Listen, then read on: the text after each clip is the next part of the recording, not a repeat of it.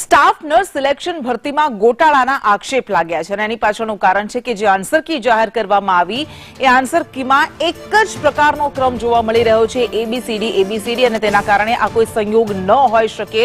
મોટા પાયે આમાં ચેડા થયા છે, ગોટાળા થયા છે તેવા આક્ષેપ લગાવવામાં આવ્યા અને ઓલ ગુજરાત નર્સિંગ યુનિયન દ્વારા તપાસની માંગ કરવામાં આવી છે। વિપુલસિંહે કહ્યું કે પરીક્ષામાં ચોક્કસ લોકોની ગોઠવણ થઈ છે। એબીસીડી ક્રમશઃ જવાબો શંકા ઉપજાવે તેવા છે। કેટલાક 20 મિનિટમાં પેપર લખીને ઊભા થઈ ગયા હતા।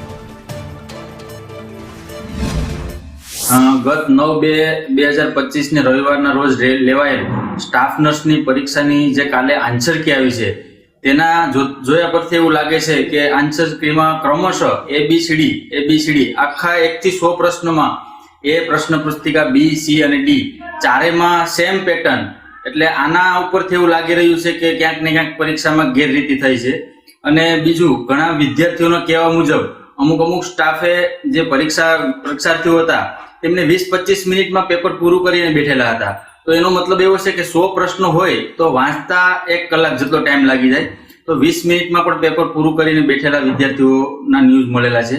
અને ત્રીજી વસ્તુ કે જે ભરતી પેપર છે તો પેપરમાં બારકોડ સ્ટીકર જ નથી, ડાયરેક્ટ ઉપર કોઈનો પણ સીટ નંબર ખબર પડી જાય।